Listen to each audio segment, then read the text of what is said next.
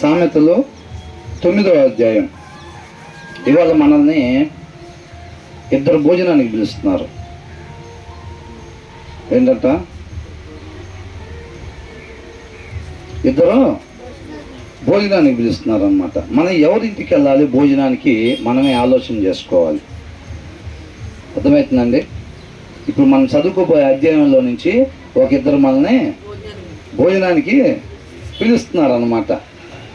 మనం ఎవరింటికి భోజనానికి వెళ్ళాలి, ఎవరింటికి వెళ్తే మనకు మంచిది, ఏ ఆహారం తింటే మనకి మంచిది అనేది మనం జాగ్రత్తగా చూసుకొని ఆ ఇంటికి మనం భోజనానికి వెళ్ళాలి. మనకు మాత్రమే కాదండి, ఈ భూమి మీద ఉన్న సమస్త మానవాళి వాళ్ళిద్దరిలో ఎవరో ఒకళ్ళ ఇంటి దగ్గర భోజనం చేయాల్సిందే. ఒక ఇంటి దగ్గర భోజనం చేస్తే అది చక్కగా నిత్య జీవానికి నడిపించిద్ది. ఇంకొక ఇంటి దగ్గర భోజనం చేసామనుకోండి, అది చక్కగా నిత్య నరకాగ్నికి నడిపించిద్ది అనమాట. అర్థమవుతుందండి? అదేంటో చూద్దాం ఒకసారి. జ్ఞానము నివాసము కట్టుకొని జ్ఞానం ఏం చేసిందంట? చక్కగా మనం ఇల్లు కట్టుకుంటాం చూసారండి, అట్లాగంట జ్ఞానం అంట నివాసం కట్టుకుందంట, ఒక ఇల్లు కట్టుకుందనమాట చక్కగా. అవునా? జాయిసీ ఏంటంట? జ్ఞానం ఏం చేసింది? నువ్వు చిన్న చిన్న అట్లతో ఇల్లులు కడతావు చూసావా, అట్లాగా జ్ఞానం ఒక ఇల్లు కట్టుకుందంట. ఇల్లు కట్టుకొని దానికి 7 స్తంభాలు చెక్కుకుందంట. అవునా? తర్వాత ఏమంటుంది? ఎందుకు చెక్కుకుందో, అసలు ఎందుకు కట్టుకుందో చూద్దాం. ఏం చేసిందంట? చక్కటి ఇల్లు ఒకటి పెట్టుకొని దానికి మంచి 7 స్తంభాలు పెట్టుకొని ఏం చేసిందంట? మంచిగా మాంసం కట్ చేసి మంచి ఫుడ్ తయారు చేసి పెట్టిందనమాట. అంత మాత్రమే కాదు, తర్వాత తాగటానికి మంచి ద్రాక్ష రసాన్ని, అంటే చెడు ద్రాక్ష రసం కాదండి, మంచి ద్రాక్ష రసం. అవునా? ఇప్పుడు మనం జ్యూసులు తాగుతాం చూసారా, అట్లాగా మంచి ఆరోగ్యానికి మంచిది అది. కాబట్టి ఆ ద్రాక్ష రసాన్ని కలిపి ఉన్నది. మన ఇంటికి ఒక మంచి విఐపీస్ వస్తున్నారు అనుకోండి, మనం ఎలా సిద్ధపాటు చేసి పెడతాం? అలాగా ఒక మంచి ఫుడ్, అంత మంచి ఫుడ్ ప్రిపేర్ చేసి ఆ గెస్టుల కోసం. జ్ఞానానికి అంత చీఫ్ గెస్టులు ఎవరో మరి? ఎవరంట? మనమే. అవునా?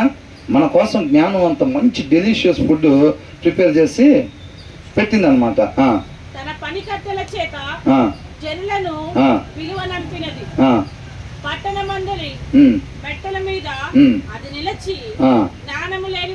ఏమని చెప్తుందంట? ఎక్కడి నుంచి ఉందంట? రహస్యంగా ఒకటే తినిందా చక్కగా ప్రిపేర్ చేసుకొని. కొంతమంది ఏం చేస్తారు? నీట్గా ప్రిపేర్ చేసుకొని వాసన మాత్రం గుమగుమలాడేటట్టు అందరికి పంపించి ఎవరికి పక్కన వాళ్ళకి ఇంత కూడా పెట్టకుండా చక్కగా తినేసి గిన్నెలు మాత్రం బయట కడుక్కుంటారు సౌండ్ చేసుకుంటా. అవునా? స్మెల్ మాత్రం మొత్తానికి పంపిస్తారు, కానీ తినడానికి మాత్రం పంపించరు. జ్ఞానం కూడా అలాగే చేసిందా? అలా చేయలేదంట. మంచి ఫుడ్ ప్రిపేర్ చేసి పెట్టి షీ హ్యాజ్ సెంట్, అంటే జ్ఞానం ఎవరితో పోల్చబడింది? స్త్రీతో పోల్చబడింది. కాబట్టి ఆమె ఏం చేసిందంట? She has cent out her servants, తన పనికత్తలను పంపించి, and she calls from the highest point of the city, అందరికీ సిటీ మొత్తానికి వినపడేటట్టుగా ఒక ఎత్తైన ప్రదేశంలో నిలబడి ఆ ఊర్లో ఉన్న జనం మొత్తాన్ని కూడా వాళ్ళతో మాట్లాడుతున్నారు అన్నమాట. పిలుస్తుంది. ఏమంటుంది? ఏమని చెప్తుందంట? జ్ఞానము లేనివాడా, let all who are simple come to my house అని అంటుంది. అంటే సింపుల్ అని అంటే జ్ఞానము లేనివాడు అని, సింపుల్ అని అంటే ఏమి లేదు అని, వస్తుంది అని. అర్థమవుతుందండి? ఆ జ్ఞానం లేనివాడిని అంట దారిని వెళ్ళేవాడిని ఆహ్వానిస్తూ ఉంది పిలవటానికి భోజనానికి. To those who have no sense, ఏంటంట? తెలివి లేని వాళ్ళనంట వాళ్ళని ఆహ్వానిస్తుంది అనమాట భోజనానికి. ఎవరు? జ్ఞానము పిలుస్తూ ఉంది. ఎవరైతే జ్ఞానం లేకుండా ఉన్నారో, తెలివి లేకుండా ఎవరైతే ఉన్నారో, అంటే జ్ఞానం లేకపోవటం అంటే ఏంటి? వాక్యం చదవకుండా ఉండేవాళ్ళారా అని పిలుస్తుంది. ఏమని పిలుస్తుంది? గట్టిగా చెప్పండి, పర్లేదు. మనం చేసేదైనా మరి చెప్పాలి కదా. వాక్యము చదవని వారలారా అని అంటుంది, జ్ఞానం లేని వారలారా అంటుంది, తెలివి లేని వారలారా అని అంటుంది. ఎవరంటే వీళ్ళు? రెండు ముక్కలుగా పిలిచిందిలే కానీ ఒకటే ముక్కగా పిలవాలంటే ఏంటంట, జ్ఞానం లేని వారులారా, తెలివి లేని వారులారా అని చెప్పి 2 ముక్కలుగా పిలిచింది. ఒకటే మాటగా పిలవాలంటే వాక్యం చదవని వారులారా, వాక్యం వినటానికి ఇబ్బందిగా పడే వారులారా అని పిలుస్తుంది అనమాట. అవునా? అలా పిలిచి ఏమంటుంది, ఏం చెప్తుంది? సిద్ధపరిచిన ఆహారం ఎక్కడుందంటే ఈ వాక్యం అక్షరాలు ఉన్నాయి చూసారా, దాని లోపల భావం ఉంటుంది చూడండి. మన చెనక్కాయలు అనుకున్నాం కదా, దాని లోపల పప్పులు ఉంటాయి చూసారా, జ్ఞానం అలా ఉంటుంది అనమాట వాక్యానికి.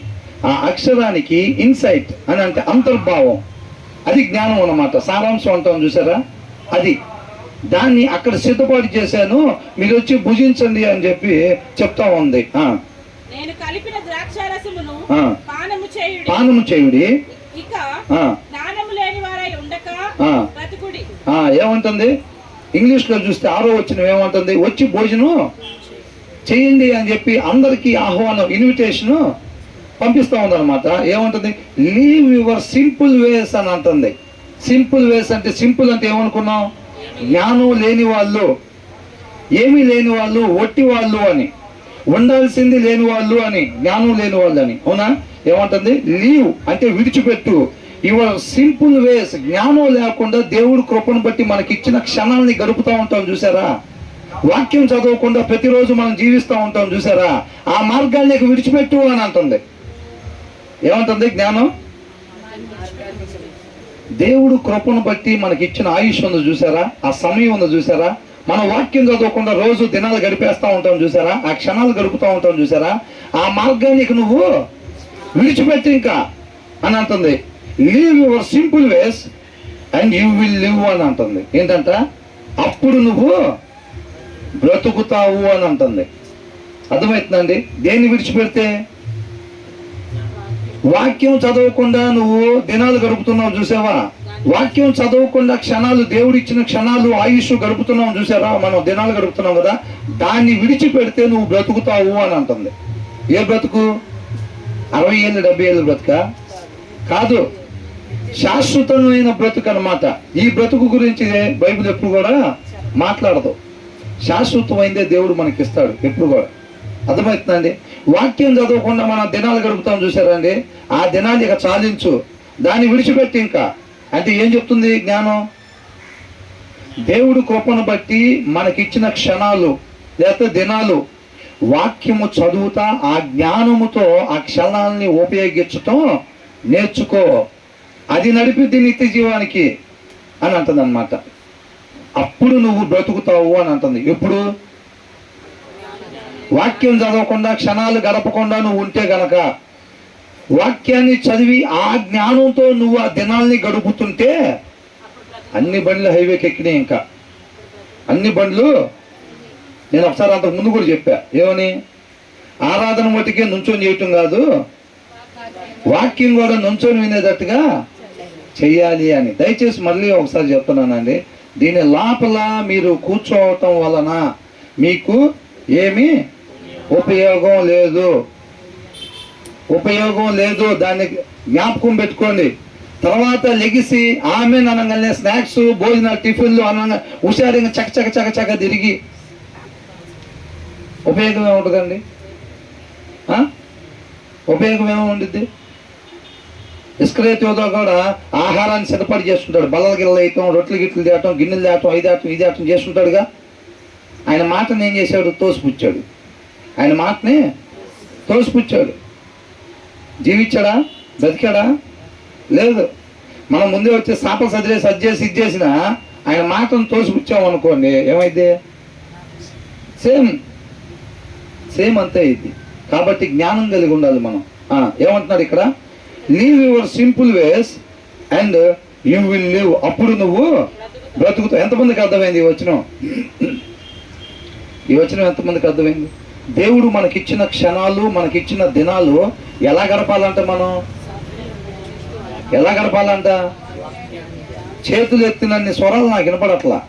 చేతులు మాత్రం అందరూ ఎత్తారు. ఎంతమందికి అర్థమైందని అంటే, కానీ వాయిస్ మాత్రం వినపడట్లేదు. దేవుడు మనకిచ్చిన క్షణాలు, ఆ దినాలంతా వాక్యాన్ని చదివి ఆ జ్ఞానంతో మనం ఉపయోగించాలి అని అంటున్నాడు. ఆ రకంగా మనం ముందుకెళ్ళాలి అని అంటున్నాడు. అర్థమవుతుందండి? అలా ఉంటే అప్పుడు నువ్వు బ్రతుకుతావు. ఇప్పుడు మనం మరణించున్నాం కదా, ఇప్పుడు అవి తినేసి మనం ఏం చేసాం? పళ్ళు తిని ఆజ్ఞాతిక్రమణ చేసి మరణానికి గురయ్యి జీవం కోసం మనం పాకులాడుతున్నాం. ఆ జీవం అప్పుడు మీకు వచ్చింది అని అంటున్నాడు. అర్థమైందండి? మన క్షణాలు ఎలా గడపాలంట? వాక్యము చదువుకొని ఆ జ్ఞానంతో మనం గడుపుతుంటే ఆ జ్ఞానం మన నిత్య జీవానికి నడిపించిద్ది అని అంటున్నాడు. తర్వాత ఏమంటున్నాడు? Walk in the way of insight అని అంటున్నాడు. ఎక్కడంతా నడవాల్సింది? ఏ మార్గంలో నడవాలి? అక్షరాల మీద నడవటం కాదండి, అక్షరాల మీద నడవటం కాదు. Walk in the way of insight అని అంట. అక్షరాల మీద నడవటం కాదు, దాని కింద ఉన్న సారాంశం అనే మార్గం మీద మనం నడవాలంట. చూసారు ఎంత క్లియర్గా రాశారా? వాక్య సారాంశం సత్యం, ఆ సత్యం మనం స్వతంత్రం చేసిద్ది అనమాట. అర్థమవుతుందండి? దేన్ని గ్రాప్ చేసుకోవాలి? తొక్కలను కాదండి. ఏంటంట? అక్షరాన్ని అనుసరించకుండా ఆత్మని అనుసరించాలి.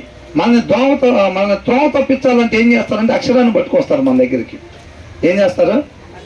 అక్షరాన్ని పట్టుకొని వస్తారు. ఇదిగో ఇక్కడ ఎలా ఉంది చూసావా? మరి మీరేం చేస్తున్నారు? ఒక దగ్గర ఒకలాగా ఉంది, ఇంకో దగ్గర ఇంకొకలాగా ఉంది. చూసావా? అక్షరం కాదండి, సారాంశం కావాలి మనకి. ఏ మార్గాన్ని నడవాలంట? Walk in the way of insight అని అంటున్నాడు. ఆ వాక్యం వెనకాల సారాంశం ఉంది చూసారండి. ఆ సారాంశాన్ని అనుసరించుకుంటూ వెళ్ళే మార్గాన్ని నడవాలన్నమాట. అర్థమవుతుందా? ఇప్పుడు రోడ్డు ఉంటుంది కదా, టన్నల్స్ ఉంటాయి కదా. టన్నల్స్ అంటే రోడ్డు కింద నుంచి మార్గాలు ఉంటాయి, గృహంలో నుంచి మార్గాలు ఉంటాయి చూసారా?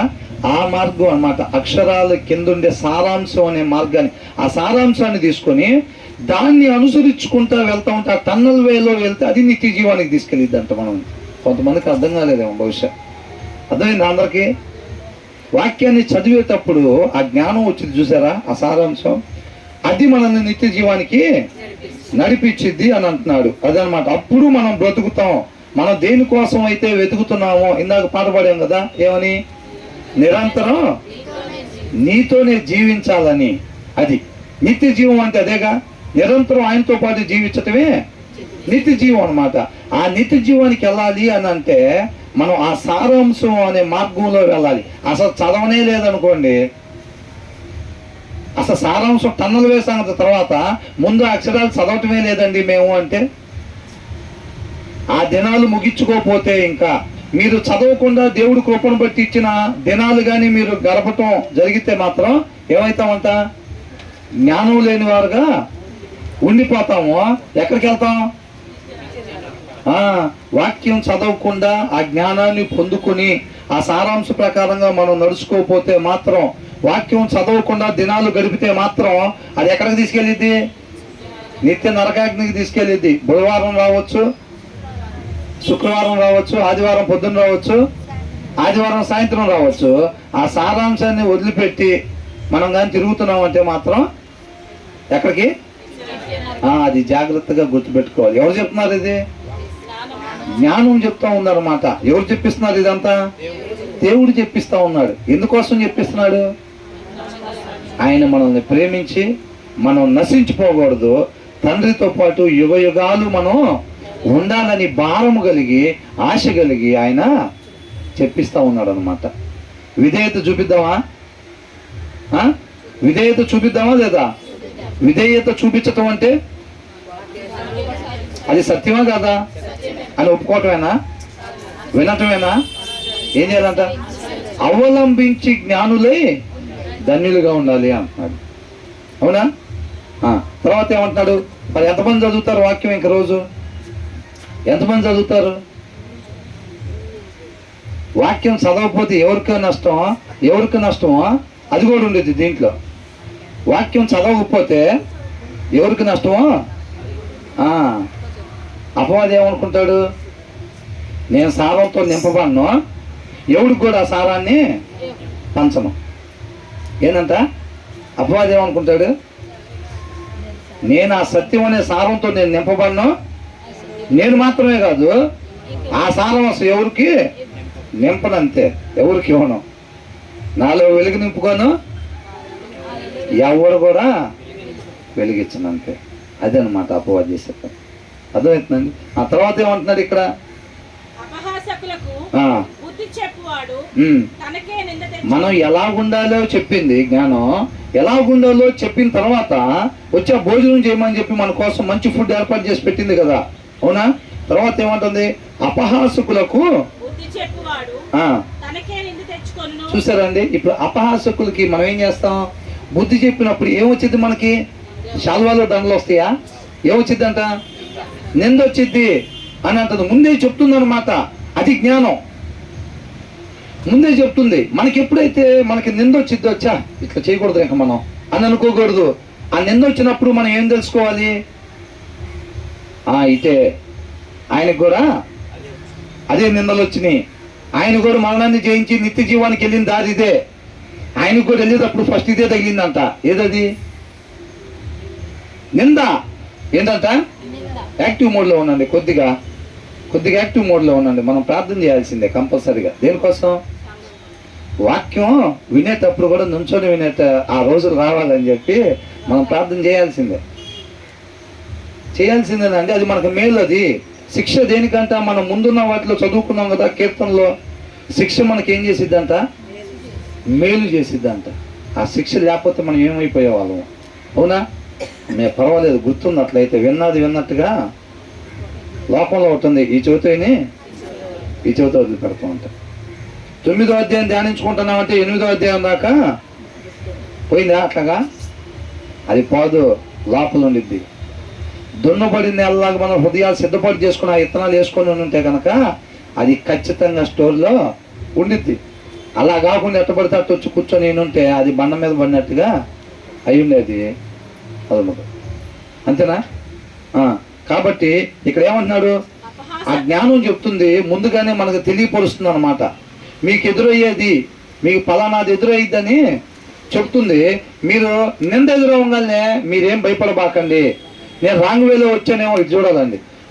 నేను రాంగ్ వేలో వచ్చినట్టున్నా నేను అని చెప్పి మీరేమి ఆలోచన చేసుకోబాకండి అని చెప్పి జ్ఞానం ముందే మనకి తెలియపరుస్తుంది. జ్ఞానంతో నింపుతుంది అనమాట మనల్ని, అవునా? కాబట్టి నింద వచ్చినప్పుడు మనం ఏమాత్రం రాంగ్ ట్రాక్లో వచ్చినట్టున్నాం, తప్పుడు మార్గంలోకి వచ్చినట్టున్నాం, అపహాసకులకి ఇట్లా చెప్పకూడదు అనుకుంటా అని మనం ఎప్పుడు కూడా అనుకోకూడదు. ఆ జ్ఞానం మనకు ముందే ఉండాలి. ఆ తర్వాత ఏమంటుంది? భక్తిహీనులు గద్దించినప్పుడు ఏమొచ్చిందంట?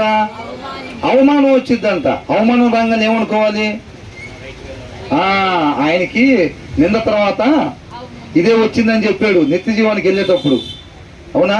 ఫస్ట్ నింద వచ్చిందంట, తర్వాత అవమానం వచ్చిందంట. అంటే మనం రైట్ వేలోనే వెళ్తున్నాము అని అనుకో. ఆ జ్ఞానం ఉండాలి మనకి.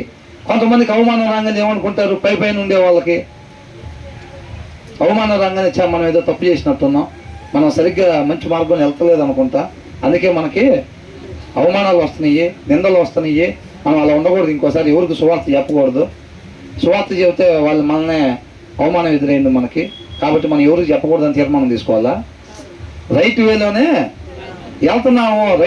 వెళ్తున్నాము. కాబట్టి మనం ఇలాగే చేసుకుంటా నిందలు పడతా, అవమానాలు పడతా ముందుకి సాగిపోతా ఉండాలి అని అనుకోవాలి.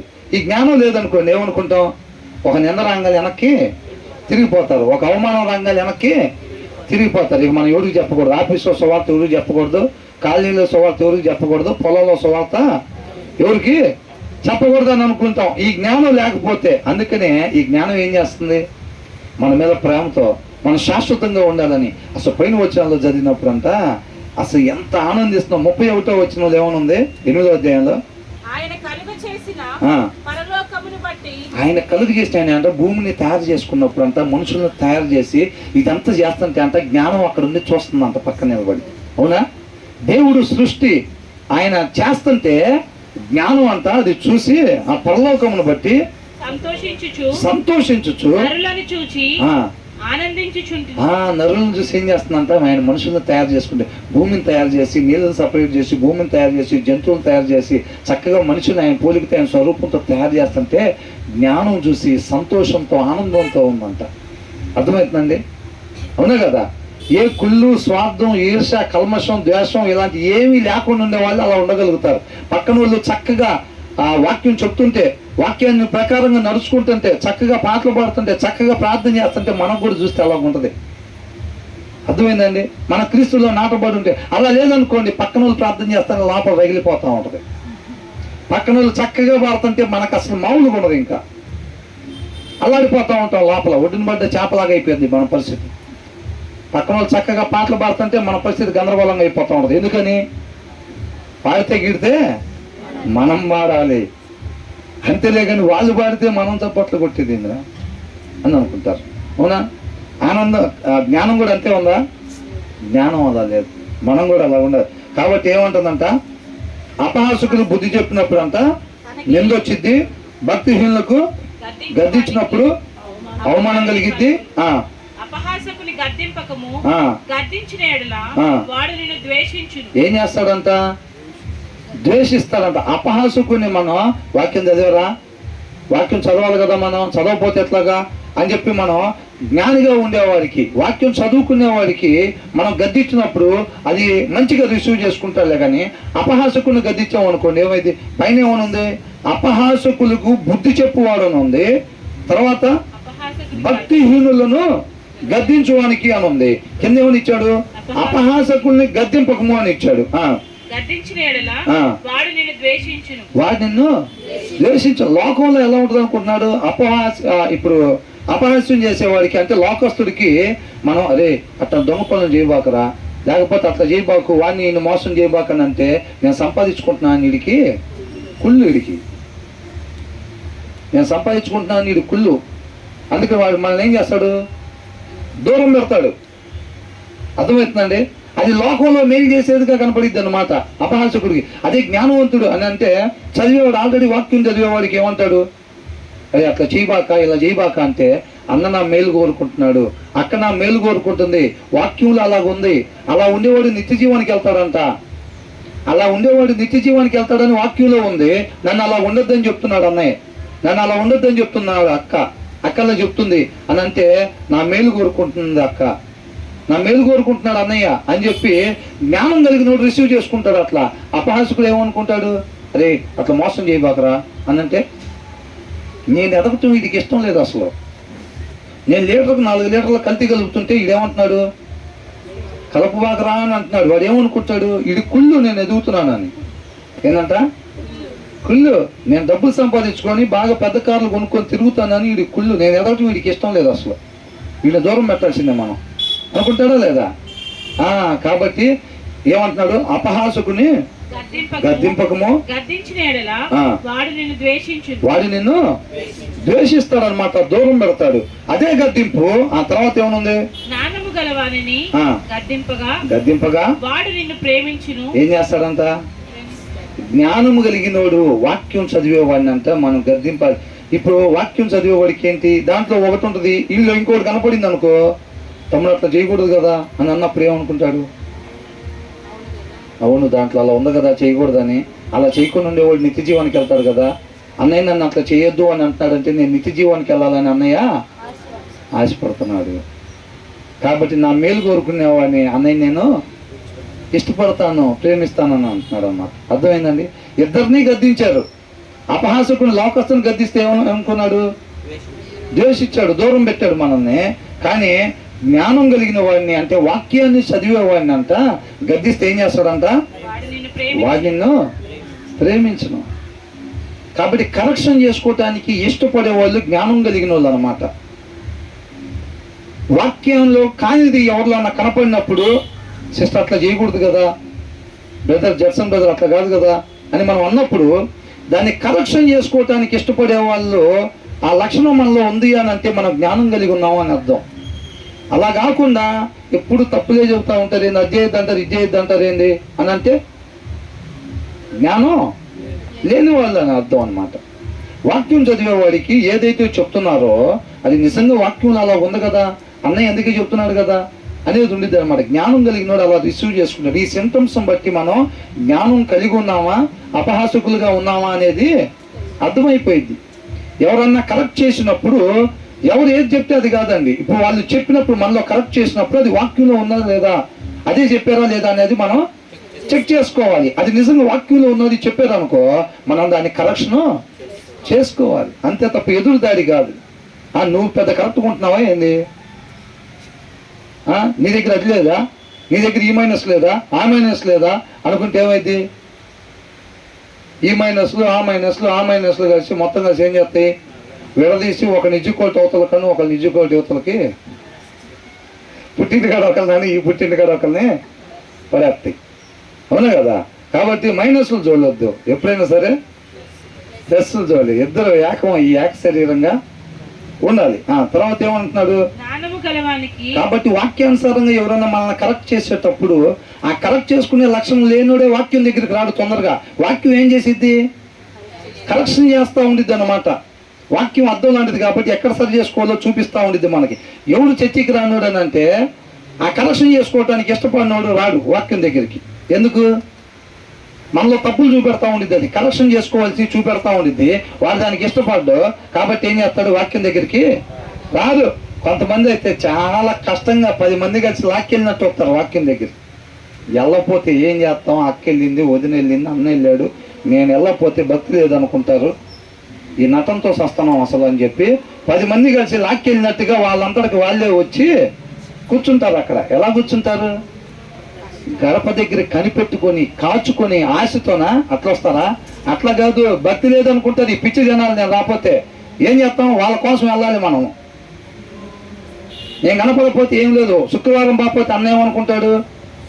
భక్తి తగ్గిపోయింది అనుకుంటా ఆ సిస్టర్కి, ఆ బెదర్కి భక్తి తగ్గిపోయింది అనుకుంటా అని అందరూ చెబుతాడు అనుకుంటా. ఏందమ్మా ఈ మధ్య అట్లా ఉంటుంది, ఏందమ్మా ఈ మధ్య అట్లా ఉంటున్నాడు, భక్తి తగ్గిపోయింది వాళ్ళకి అని చెప్పి మొత్తం పుకారైపోయింది అనుకుంటా. ఇన్ని రోజులు చేసిన నటన మొత్తం పోయిద్దేమో, దొరికిపోతామేమో అని చెప్పి బలవంతంగా అయినా సరే వచ్చి అక్కడ కూర్చుంటారు. అర్థమవుతుందండి? తర్వాత ఏమంటున్నాడు? ఉపదేశం చేయగా ఏం చేస్తాడంట? ఏమనుకుంటాడు? మొత్తం తెలుసు నాకు. సామెతలు 9వ అధ్యాయం మొత్తం తెలుసు నాకు. 9వ అధ్యాయం 9 సార్లు చదివా నేను. ఏంటంట? బైబుల్ 9 సార్లు చదివా. మీరు ఏ అధ్యాయం తీసినా మొత్తం తెలుసు నాకు. దావీదు గురించి చెబుతారా, సొలొమోను గురించి చెబుతారా, మోషే గురించి చెబుతారా, రూతు గురించి చెబుతారు, ఎవరి గురించి చెబుతారు మీరు? నాకు తెలియదు అయితే కదా మీరు చెప్పాలి. కొంతమంది ఏమనుకుంటారు? నేను జ్ఞానిని కదా అని నువ్వు అనుకోనవద్దు అని అంటున్నారు. అవునా? కొంతమంది బ్రదర్ చర్చికి రాదా? వచ్చింది కదండి, మొత్తం తెలుసు కదా మనకి. స్టార్టింగ్ ఆది కాండం మొదట వచ్చిన దగ్గర నుంచి ప్రకటన కాండం చివరి దాకా మనకి మొత్తం తెలిసాయే. ఏం కొత్తగా ఏమైనా ఉంటే కొత్తగా ఏమైనా రాశారు బైబిల్లో? రాత్రి చెప్పండి వచ్చాయి కూడా తెలుసుకుంటాం అని అనుకుంటారు. కానీ వాళ్ళ జీవితాల్లో చూస్తే ఏం కనపడవు. ఎన్నిసార్లు చదివాడంట? 9 సార్లు. 9వ అధ్యాయం ఎన్నిసార్లు అంట? 9 సార్లు. దాంట్లో ఉన్న వచనాలు 18 వచనాల్లో కూడా ఒక్క వచనం వెతికినా కానీ సార్లో కానీ మేడంలో కానీ అక్కడ కనపడదు మళ్ళీ. అర్థమవుతుందండి? ఇది ఏ ఒక్కరిని ఉద్దేశించి చెప్పేది కాదండి, లేదా నుంచొని చెప్పేవాళ్ళు మిస్టర్ పర్ఫెక్ట్ అని కూడా అంతకన్నా కాదు. ఎలా ఉండాలి అని చెప్పి వాక్యంలో మనకి చెప్పబడతా ఉంది. ఎక్కడ సరి చేసుకోవాలో దాన్ని మనం సరి చేసుకోవడానికి ఇష్టపడాలి. కాబట్టి ఏమంటున్నాడు? జ్ఞానం గలవాడంతా నాకు మొత్తం తెలుసు కదా అని అనుకోవటం కాదు. ఆల్రెడీ నేను నిన్నే చదివి వచ్చాగా. ఏంటంట? 8 తర్వాత 9 వచ్చిద్దని, ఆ 9 చెబుతారని మాకు తెలియదా ఏంటి బ్రదర్? మరీను మేమైతే నిమిషంలో చదువుతాం, మీరైతే గంటన్నర చెబుతారు, అంతేగా తేడా? ఏంటంట? మేమైతే నిమిషంలో చదువుతాం, మీరైతే తెలుగు సరిగ్గా రాదని మనం చెప్పారు కాబట్టి మీరు గంటన్నర చెబుతారు, అంతే. దాంట్లో ఏముంది? జ్ఞానం కలిగిన వాడు అంటే మొత్తం తెలుసుకుంటాను అనుకోడంట. ఉపదేశం చేయగవాడు మరింత జ్ఞానము నందును. తర్వాత ఏమంటున్నాడు? నీతి గలవాడంటే ఎవరు? నీతిమంతుడు అంటే ఎవరు? వాక్యాన్ని అనుసరించేవాడు అనమాట. అర్థమవుతుందండి? అసలు ఎంత అద్భుతమైన మాట అది. ఆ పేరు సంపాదించుకోవాలంటే మామూలు విషయం కాదు. కొన్ని బ్రాండ్స్ ఉంటాయి, షర్ట్లు, ఎలన్ సోలీ, లూయిస్ ఫిలిప్పి, అది వేస్తే ఇంకంతే జనాల్లో అదే ఈ బ్రాండ్ షర్ట్ వేసావా అని అంటారు. అదే వీడు అదే ఆ బ్రాండుడా, నీతిమంతుడా? ఆ బ్రాండ్లోకి మనం చేరాలంటే సామాన్య విషయం కాదండి. అవునా కదా? ఏంటంట? నీతి గలవానికి బోధ చేసినప్పుడు అంట జ్ఞానాభివృద్ధి. జ్ఞానాన్ని అంట అభివృద్ధి చేసుకుంటాడు అన్నమాట. ఇంకా అర్థమవుతుందండి? అభివృద్ధి చేసుకుంటాడంట. మనకి ఎలా కనిపిస్తుంది? ఎంతకి ఇబ్బందిగా ఉందా లేకపోతే అభివృద్ధి అవుతుందా? అభివృద్ధి అవుతుందన్న వాళ్ళు చేయొద్దండి బ్రదర్. అసలు మేము ఎత్తకుండానే మీరు తెలుసుకోవాలి మొత్తం ఎత్తినట్టుగా. ఏంటంట అసలు ఇన్ని రోజుల నుంచి వచ్చి ఇక్కడ చెబుతున్నారే, మీరు ఆ క్వశ్చన్ వేసినప్పుడే మీరు మొత్తం ఎత్తామనుకోవాలంతే. ఎంతమందికి అట్లా ఇబ్బంది కలుగుతుంది అని మీరు అన్నప్పుడు ఎవరు ఎత్తలేదని మీరు ముందే అనుకోండి. మళ్ళీ మేము ఎత్తటం దింపటం ఇదంతా ఏదో చేతులు నొప్పి మీకు తెలిసిందేగా. మొన్న ఒక ఆయన చెప్తున్నాడు ఏమని, ఇడిదిరి కూర్చున్నాడంట. అతను ఆయన వచ్చి మంచి డ్రెస్ వేసుకుని వచ్చి ఎలా ఉందిరా డ్రెస్ అన్నాడంట. అదిరిపోయిందిరా అన్నాడంట. ఇడిదిరిగే ఉన్నాడంట. వాడు వచ్చి ఎలా ఉందో డ్రెస్ అంటే అదిరిపోయిందిరా అన్నాడు. ఏందిరా నువ్వు చూడకుండానే చెబుతున్నావు అంటే, చూసినా అదే కదరా చెప్పేది అన్నాడంట. ఏంటి చూసిన తర్వాత కూడా అదే కదరా చెప్పేది అని చెప్పాడంట. అట్లాగే ఏంది మన ఎంతమందికి ఇబ్బంది కలుగుతుందంటే రాసుకొని ఎత్తలేదని. అంతేనా? నిజంగా దాని ప్రకారంగా మనకు అనిపిస్తుంటే వెళ్ళని గుడ్డండి మంచి మార్గంలో మనం వెళ్తున్నట్టుగా, లోపల ఇబ్బంది పడతా మేము వృద్ధి చేసుకుంటున్నట్టే ఉందండి అని చేతులు ఎత్తామనుకోండి, ఎవరిని మోసం చేసినట్టు మనం చెక్ చేసుకోవాలి మనం. అది అంతేనా? చెక్ చేసుకొని సరి చేసుకుంటే జ్ఞానులు అవుతాం, ధన్యులు అవుతాం. తర్వాత ఆ తర్వాత ఏమంటున్నారు, యెహోవా యందు భయభక్తులు కలిగి ఉండుటయే జ్ఞానమునకు మూలము. జ్ఞానమునకు మూలము అంటే స్టార్టింగ్ అన్నమాట, ద బిగినింగ్ అంటున్నాడు. ఏమంటున్నాడు? యెహోవా యందు భయభక్తులు కలిగి ఉండటమే, చెడుతనాన్ని విసర్జించటమే యెహోవా యందు భయభక్తులు కలిగి ఉండటం. దీని ముందు అధ్యాయంలో వచ్చింది. అవునా? యెహోవా యందు భయభక్తులు కలిగి ఉండటం అంటే ఏంటంట? చెడుతనాన్ని విసర్జించుటయే అని ఉందన్నమాట. జ్ఞానానికి బిగినింగ్ ఏంటంట? యెహోవా యందు భయభక్తులు కలిగి ఉండటం. అంటే మనకు అసలు జ్ఞానం రావాలంటే స్టార్టింగ్ ఏబిసిడిలో ఏ అట్లాంటిదో జ్ఞానం రావాలి మనకి అని అంటే స్టార్టింగ్ అంట ఏది పడితే అది చేయటం కాదంట. ఆ దేవుడు ఆయుష్ ఇచ్చాడండి, ఎంజాయ్ చేయాలి కదా. ఏంటంట? ఏది పడితే అది చేయటం కాదు, చెయ్యాల్సిందే చెయ్యాలి అనే భయం ఎవరికైతే ఉంటుందో, చెడుతనాన్ని విసర్జించటం అంటే చెడు చేయకూడదు, చెడు మాత్రం చేయకూడదు అనే భయం ఏదైతే ఉంటుందో అదే జ్ఞానానికి మూలం అంట. ఇది దేవుని మాట, ఇది దేవుని మాట. చెడు చేయకూడదు, ఏది పడితే అది చేయకూడదు, ఎలా పడితే అలాగా దేవుడు మనకిచ్చిన ఈ క్షణాన్ని ఉపయోగించకూడదు. మనం ఉపయోగించాల్సిన రీతిగా మాత్రమే ఉపయోగించాలనే ఒక భయం ఉంటుంది చూసారండి. ఆ భయమే జ్ఞానానికి స్టార్టింగ్ అంట మనకి. అర్థమవుతుందండి? తర్వాత ఏమంటున్నాడు? యెహోవా యందు భయభక్తులు కలిగి ఉంటే జ్ఞానమునకు మూలము. పరిశుద్ధ దేవుని గురించిన తెలివియే. అంటే ప్రతి ఒక్కరికి అనుభవం కూడా వెళ్తున్నారండి. ప్రతి ఒక్కళ్ళు దేవుడు కృపను బట్టి మనకిచ్చిన ప్రతి క్షణం ప్రతి దినం కూడా చెడుగా ఉపయోగించకూడదు, ఎలాగ ఉపయోగించాలి అనేది, ఎలాగ ఉపయోగించాలి, ఉపయోగించాల్సిన రీతికి మాత్రమే దాన్ని ఉపయోగించాలి అని ఆ భయం ఉందా మనలో? దేవుడు మనకిచ్చిన ప్రతి క్షణం కూడా దాన్ని ఎలాగ ఉపయోగించాలో అలాగ మాత్రమే ఉపయోగించాలనే భయం మనలో ఉందా? అర్థమవులేదా? రెండుసార్లు చెప్పాను కదా. దేవుడు మనకిచ్చిన ఆయుష్, మనకిచ్చిన దినాలు ఉపయోగించాల్సిన రీతిగా మాత్రమే నేను ఉపయోగించాలి, దాన్ని చెడుగా ఉపయోగించకూడదు. దావీదు చెప్తున్నాడు చూసారా, జ్ఞానం లేకుండా నేను నా పొరుగు వాళ్ళతో డీల్ చేయను అని అంటున్నాడు. చూసారండి? అంటే దాని అర్థం ఏంటి? ఎనీ టైం నేను జ్ఞానం కలిగి ఉంటాను అని అర్థం అనమాట. నా వ్యవహారాలు చక్కబోతున్నాను అంటున్నాడు. అట్లాగా ఆయన దినాలు గడపడంటే అట్లాగా జ్ఞానం లేకుండా ఆయన దినాలు గడపడు. దేవుడు ఇచ్చిన క్షణాలు జ్ఞానం లేకుండా గడపడు, నిత్యము జ్ఞానం కలిగి నడుచుకుంటాడు అంటున్నాడు. తర్వాత ఏమంటున్నాడు? పరిశుద్ధ దేవుని గూర్చిన తెలివియే వివేచనకు ఆధారం అంట. ఎవరు కూర్చిందంట? వివేచన ఎలాగొచ్చిందంట? వివేచన ఎలాగొచ్చిందంట?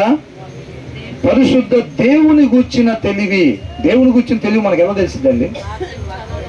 ఇప్పుడు మనం ధ్యానించుకుంటూ వస్తూ ఉంటే ఆయన కృపను బట్టి దేవుడు ఏంటి, ఆయన గుణలక్షణాలు ఏంటి, ఆయన ఆలోచన విధానం ఏంటి, ఆయనకి ఎలాగుంటే తోడుగా ఉంటాడు, ఎవరితో తోడుగా ఉంటాడు, ఆయనకి ఏ పనులు చేస్తే ఇష్టం, ఏ పనులు చేస్తే ఇష్టం ఉండదు, అవన్నీ కూడా దేవుడు ఏంటి ఆయనగా తెలుసుకుని ఆయన పిల్లలకి చెప్పాలంట. అవునా? మోషేతో ఏం చెప్పాడు, అబ్రహాంతో ఏం చెప్పాడు, దావీదుతో ఏం చెప్పాడు, క్లియర్గా రాస్తుంది కదా. అన్నీ కూడా మనం ధ్యానించుకుని వచ్చాముగా. నన్నుగా మీరు తెలుసుకొని అది మీ పిల్లలకి వాళ్ళ పిల్లలకి చెప్పాలి, అది అంటున్నాడు. అంటే అలా తెలుసుకున్నప్పుడు మనకేమొచ్చిద్దంట? వివేచన వచ్చిద్దంట. అదేనా? పరిశుద్ధ దేవుని గూర్చిన తెలివియే వివేచనకు ఆధారము. ఆయనగా మనం తెలుసుకోవాలి అంటే వాక్యం చదవాలి, వాక్యాన్ని చదవాలి, ఇష్టపడండి దాన్ని. కీర్తనకారులు ఏం చెప్తున్నారు? అసలు ఈ లోకంలో ఉన్న సమస్తం కన్నా విలువైందని అంటున్నారు, దాంతో పోల్చదగింది ఏది లేదంటున్నారు. అలాంటి దాని మీద మనం ఇష్టం పెంచుకోవాలంతే. బంగారం విలువైంది, దానికి లోకంలో విలువ ఉంది, జనాలు అది ఉన్న వాళ్ళని గొప్పగా చూస్తారన్నాం, కానీ దాని మీద ఏం పెంచుకుంటాం? ఇష్టాన్ని పెంచుకుంటాం, మన ప్రేమను పెంచుకుంటాం. బంగారం వద్దన్న వాళ్ళు ఎవరన్నా చేయొద్దని అమ్మ తెరబడేటట్టుంది వ్యవహారం. ఏంది? మంచి చీరలు అంటే ఇష్టం లేని వాళ్ళు ఎవరున్నారు? ఎందుకు మంచి చీరలు? ఎందుకు మంచి చీరలు? ఎందుకు బంగారం? ఈ లోకంలో జనాలు దానికి ప్రాధాన్యత ఇస్తారు కాబట్టి దాని మీద మనం ప్రేమ పెంచుకున్నాం, కాబట్టి దాని మీద ఇష్టం పెంచుకున్నాం. అవునా? మరి ఇప్పుడు మనం దేని మీద? వాక్యం అంట జుంటె తేనె దారుల కన్నా మధురమైంది. అలా చెప్పేటప్పుడు మనం దాని మీద ఇష్టం పెంచుకోవద్దా? ఇష్టం పెంచుకోవాలి. అవునా? ఏంటంటే ఆ పాట పాడింది మనం, నా ప్రాణేశ్వరా యేసయ్యా. తర్వాత ఎప్పుడు చెప్తాం? అది నిజంగా అట్లా ఉంటేనే హృదయపూర్వకంగా చెప్పగలుగుతాం. నటించామనుకోండి, ఎక్కడి నుంచి వచ్చింది? పెదాల మీద నుంచి వచ్చింది. పలకపోతే భక్తి లేదనుకుంటారు పిచ్చి జనం. పలకకుండా స్వేచ్ఛగా ఉండలేకపోతున్నా. ఏంటంట? ఒక దైవజనుడు చెప్పాడంట, మనం ఎవరు లేనప్పుడు మన ఆలోచన ఉంటుంది చూసారా, మన వ్యక్తిత్వం ఉంటుంది చూసారా, అదే మన నిజం అంట. జనాల మధ్యలో కాదు, జనాల మధ్యలో మన నడక, మన మాట, మన చూపు ఎలా ఉంటుంది? పవిత్రులది ఎలాగుండిద్దో అలాగుంటుంది. ఎవరు లేకపోతే మన ఆలోచన ఎలా ఉంటుంది? ఒక డ్రైనేజీ మూత తీసి పెట్టుంది అనుకోండి, దాంట్లో చూస్తే ఎలా ఉంటుంది? ఒక మ్యాన్ హోల్ మూత తీసి పెట్టుంది అనుకోండి, దాంట్లో చూస్తే ఎలా ఉంటుంది? నీట్గా చక్కగా ఉంటుందా? ఎలా ఉంటుంది? అసలు మన ఒరిజినాలిటీ అదే. ఎవరు లేనప్పుడు మనం ఉంటాం చూసా, అదే మన ఒరిజినాలిటీ అంట. జనాల్లో నడిచే నడక, బైబుల్ పట్టుకొని, లేకపోతే విధానం, లేకపోతే ఇది, అదంతా ఏంది అన్నాడు. అలా లోపల ఒకటిగా బయటకు ఒకటిగా ఉండకూడదు అని అంటున్నాడు దేవుడు. అదేనా చెప్తుంది? మార్పు చెందండి, మారు మనసు పొందుకోండి అని అంటే లోపల ఒకటి బయట ఒకటి ఉండటానికి వీలు లేదనమాట. తర్వాత ఏమంటున్నాడు? ఎవరు చెప్తున్నారు ఈ మాట? జ్ఞానం చెప్తుంది అనమాట. జ్ఞానం లేకపోతే ఏం కలగదు అన్నట్టు? దీర్ఘాయువు కలగదు. దీర్ఘ ఆయువు అంటే నిత్య జీవం అంతే తప్ప 10 సంవత్సరాలు పెరిగిద్దానా? హిజ్కియాకి ఇచ్చినట్టుగా 15 సంవత్సరాలు పెంచుతాను అంటుందా? ఏం చెప్తుంది? జ్ఞానం కలిగి ఉన్న వాడికి అంట ఏమొచ్చిందంట? నిత్య జీవం వచ్చింది అనమాట. మనం దేనికోసం వెతుకుతున్నాం? దేనికోసం వెతుకుతున్నాం? టిఫిన్ కోసం అండి అంటున్నారా? టిఫిన్ కోసం అండి. మీరు ఎప్పుడు ఆపితే అప్పుడు ఏమంటే ప్లేట్లు తీసుకొస్తారని వెతుకుతున్నాం అంటున్నారా? అట్లాంటి వాళ్ళు ఉన్నారు ఇక్కడ. ఉన్నారా లేదా చెప్పండి బ్రదర్. ఉన్నప్పుడు లోపల లేదని చెప్పలేకపోతున్నాం బ్రదర్. వాయిస్ రావట్లేదు బ్రదర్. ఏంటంట? కాబట్టి ఇక్కడ ఏమంటున్నాడు? నా వలన నీకు దీర్ఘాయువు కలుగునా. దీర్ఘం ఎంతమందికి కావాలి? ఎంతమందికి కావాలి? మరి అది కావాలని అంటే మనం ఏం కావాలి? జ్ఞానమే తీసుకెళ్ళితే అక్కడికి. ఆ జ్ఞానము ఎక్కడున్నంత? వాక్యంలో ఉంది, వాక్య సారాంశంలో ఉంది. మన ఇంట్లో ఎక్కడుంది? అది చెక్ చేసుకోవాలి. అది మన ఇంట్లో ఎక్కడుందో చెక్ చేసుకోవాలి. ఆ జ్ఞానం మనలో ఉందా, అలమరలో ఉందా అనేది చెక్ చేసుకోవాలి. అది మనం దాన్ని కానీ అక్కడ పెట్టి వచ్చి ఉంటే ఇక కోతితో సమానమే. మనం ఏ కోతి? అదే గుండెకాయ చెట్టుకు తగిలిచ్చిన కోతితో సమానమే మనం. ఇంకా అర్థమవుతుందా? ఇక అలాగా గుండెకాయ తగిలిచ్చి తిరుగుతున్నాం అనుకోండి, జ్ఞానం అలమరలో పెట్టి తిరుగుతున్నాం అంటే అది ఇంటికి తీసుకెళ్ళిద్ది చక్కగా. ప్రతి సామెతలు ప్రతి అధ్యాయంలో చివరి వచనాల్లో ఇస్తున్నారు. 8వ దాంట్లో ఏమని ఇచ్చాడు? మరణంతో స్నేహం అంటున్నారు. దాని ముందు దాంట్లో ఇచ్చారు. దీంట్లో కూడా ఉంది చివరి ముగింపులో. అర్థమవుతుందండి? జ్ఞానం లేని వాళ్ళు ముగింపు ఎట్లా ఉందో చక్కగా చివర వచనాల్లో ఇస్తున్నారు. నా వలన నీకు దీర్ఘాయువు కలుగును. మరి ఆ జ్ఞానాన్ని ఎంతమంది పొందుకుంటారండి? ఎంతమంది కావాలనుకుంటున్నారు? నిజమేనా? నిజమేగా. ప్రతి నరుణ్ణి అంతా ఆయన చూస్తున్నాడు శుభ్రంగా. మనం నిజంగా చేతిలో ఎత్తింది వాస్తవం అయితే మన ఇంటి దగ్గర ఏం చేయాలి? వాక్యాన్ని చదవగలిగిన వాళ్ళు చదవాలి, చదవలేని వాళ్ళు ఆడియో బైబిల్ అన్న పెట్టుకొని వినాలి. ఏది సత్యవాక్యమో చూసుకొని అవి యూట్యూబ్లో పెట్టుకొని వినాలి. అంతే తప్ప ఆచార ప్రకారంగా కాదండి. ఫస్ట్ నుంచి వింటున్నామండి మేము, ఫస్ట్ నుంచి వింటున్నారు, ఆయన తప్పు చెబుతున్నాడు అనుకోండి, ఏంటి పరిస్థితి? తీసుకోవటమేనా? ఫస్ట్ నుంచి ఎందుకు దీన్ని ఇప్పుడు బాగొట్టాలి, చివరిదాకా తీసుకెళ్తే పోయిద్ది. ఏంటిది? జీవం, నిత్య జీవం పోయిద్ది. అవునా కదా? ఫస్ట్ నుంచి చెప్తున్నాడండి ఆయన. మాకు బాప్తిసం ఇచ్చిన ఆయన ఫస్ట్లో మేము అప్పుడప్పుడు తెలుసుకుంటా లేకపోతే అట్లా ఉన్నాం. తర్వాత ఆ టైంలో బాప్తిసం తీసుకున్నాం. బాప్తిసం తీసుకున్న కొద్ది దినాలకి వాక్యంలో ఒకటి ఉంటే వేరొకటి ఉన్నట్టుగా అనిపించింది. తర్వాత మేము అక్కడి నుంచి పక్కకి వచ్చేసాం. బాప్తిసం ఇచ్చారు, ఆత్మీయ తండ్రి, ఇంకా అక్కడే చచ్చిపోయిన దాకా రూతు చెప్పింది కదా నయోమితో, దాన్ని తీసుకొచ్చి ఎడముడేసాం అనుకోండి, ఏమైంది? వాక్యంలో ఒకటి ఉంటే వీళ్ళు ఒకటి చెప్తుంటే రూతు చెప్పింది నేను చెప్పా కాబట్టి రూతుని దేవుడు ఇష్టపడ్డాడు, నన్ను కూడా ఇష్టపడతాడంటే ఏముండదు. ఏడబడితే ముళ్ళే కూడా తీసుకెళ్ళి దాని సారాంశం ఏందో దాన్నే తీసుకోవాలి మనం, అంతేనా కదా? కాబట్టి ఏమంటున్నాడు, మనకు అది వాళ్ళు ఫస్ట్ నుంచి చెప్పొచ్చు, ముందు నుంచి మనం వెళ్ళొచ్చు ఆ చర్చికి, అది వాక్యానుసారంగానే ఉందా? ఇన్సైట్ టన్నల్ వేణు మనం నడిపిస్తుందా? అర్థమవుతుందండి? అంతర్భావంలో నుంచే మనల్ని నడిపిస్తుందా? ఎందుకంటే ఆ అంతర్భావ మార్గమే మనల్ని నిత్య జీవానికి నడిపించేది. ఆ మార్గాన్ని నడిపించిన వాళ్ళు మనకు బాప్తిసం ఇచ్చినా, చిన్నప్పటి నుంచి సండే స్కూల్ నీకు వెళ్తున్నా సరే దాన్ని విడిచిపెట్టమని వాక్యం చెబుతుంది. అంటే బ్రదర్ సహవాసాన్ని విడిచిపెట్టమని చెప్తున్నారా మీరు? నేను అట్లా కాదు, నేను సత్యాన్ని విడిచిపెట్టబాకందని చెప్తున్నాను అంతే. ఆ సత్యం మీకు అక్కడే చెప్పబడుతుంది, అక్కడికే వెళ్ళండి. అర్థమవుతుందండి? విత్ బ్రదర్ పర్మిషనే. ఇక్కడ సత్యమే చెప్పబడుతుందంటేనే రండి. ఎవరైనా బ్రదర్ ఏమని అనుకుంటారు, ఇంటి పక్కనే లేకపోతే ఇంటికి వచ్చి రమ్మని అడుగుతాడు మళ్ళీ అని అనుకున్నట్టు ఎవరు రాబాకండి. నేను చెప్పటం కాదు, నేను ఒకసారి చెప్తే బ్రదర్ 1000 సార్లు చెప్తారు అన్నమాట. ఇంటి పక్కన వాళ్ళకైనా ఇంట్లో వాళ్ళకైనా అదే చెప్తారు బ్రదర్. అవునా? అదే మాట. సత్యం చెప్పబడుతుంటే మాత్రమే రండి, అంతే తప్ప నేను ఏదన్నా అనుకుంటున్నాను నాకు పొద్దుకు మొహం చూపించాల్సి వచ్చేది ఇదే దారి కాబట్టి అని రాబాకండి అట్టగానే చెప్తారు. ఇప్పుడే నేను కూడా అక్కడి నుంచి నేర్చుకున్నది. తర్వాత ఏమన్నారు, నా వలన నీకు దీర్ఘాయువు కలుగును, నీవు జీవించు సంవత్సరములు అధికములగును. కొంతకాలం ఉండి చనిపోకుండా నిత్యం జీవించేవారుగా ఉంటాము. తర్వాత ఏమంటున్నారు, నీవు జ్ఞానివైన ఎడల నీ జ్ఞానము నీకే లాభకరమగును. ఇక్కడ ఇంగ్లీష్ లో ఇచ్చాడు, బాగా ఇచ్చాడు.